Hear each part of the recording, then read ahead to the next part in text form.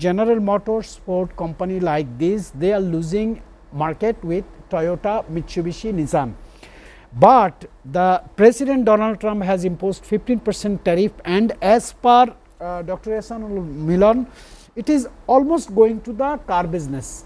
What do you think about this policy will hamper and disrupt the Japanese export to United States? And other question I have, with political polarization depending in Washington, how might US foreign policy shift after the upcoming elections?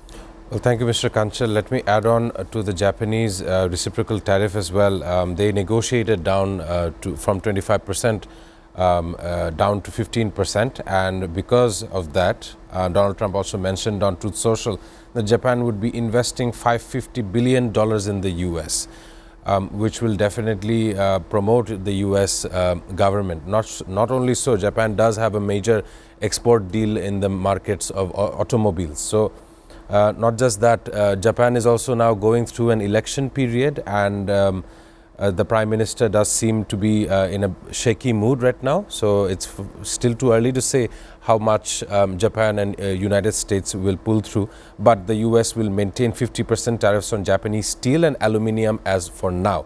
So that is still a major place where Japan can choose to renegotiate with the US.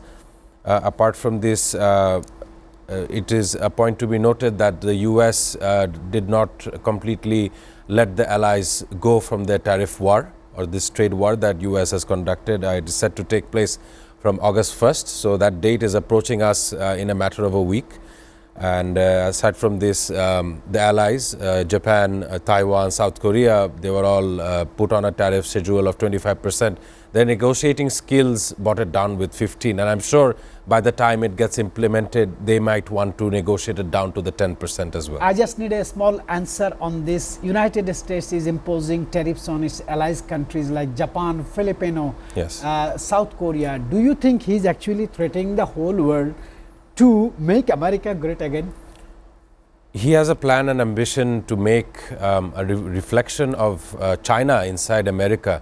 And once you try to get such a goal completed, you must understand that if you don't have economic barriers given, or economic walls that are being held, if those are not in place, America will not succeed with such a mission they have landed themselves on. Of course, turning America into a manufacturing hub will have an effect on the existing manufacturing countries, namely that would be the Asian giant China. Now, I was pointing out at a story from Southeast Asia about Thailand and Cambodia's military escalation. It would be very appalling and very sad to see major powers like the US and the China, if they were to have any kind of what do you call it? Military action or any kind of escalation. Whether they will be joining in this escalation is still a matter to see, as we don't see so much of a war happening in Southeast Asian nations. As you have raised the military actions on escalation, ceasefire, everything, I want to talk about the mediation.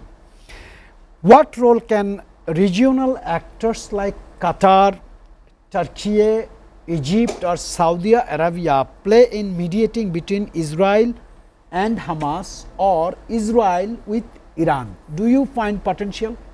Well, thank you, Mr. Kanchan. Let me add on to your question.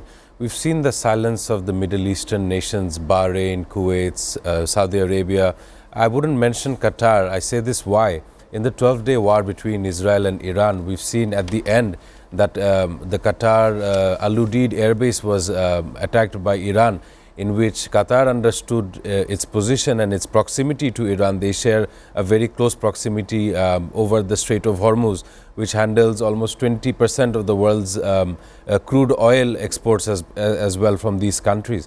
But their silence on this matter of innocents being wiped off in Gaza says a broad volume, and how they are dependent militarily, if not in a strategic alliance with the US.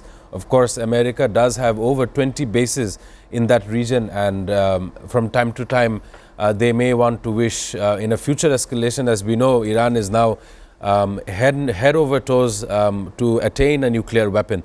So the escalation may continue in the coming months, as it still remains very unresolved. The Islamic Revolution government in Iran is quite so strong, and they understand that the casualties in the 12-day war were more on the Iranian side than the Israeli side. However, in modern times, we have seen no country of this nation being able to drop a missile on Tel Aviv, if not Haifa port as well, as they have done.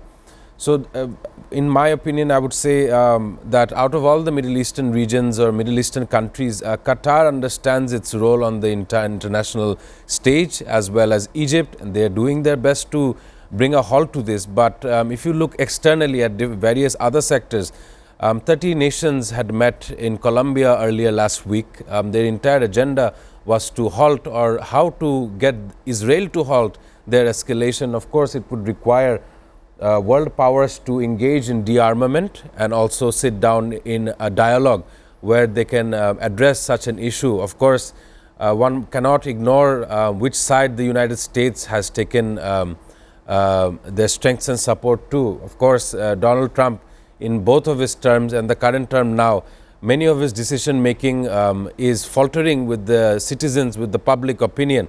Something Mr. Imadur Rahman had pointed out. I'll also add on to this, Zoran Mamdani, the mayoral immigrant Muslim primary winner for New York City, he had opposed that when Benjamin Netanyahu visited Donald Trump in the White House. He said that how come our leader is hosting someone who is convicted from the International Criminal Courts as well.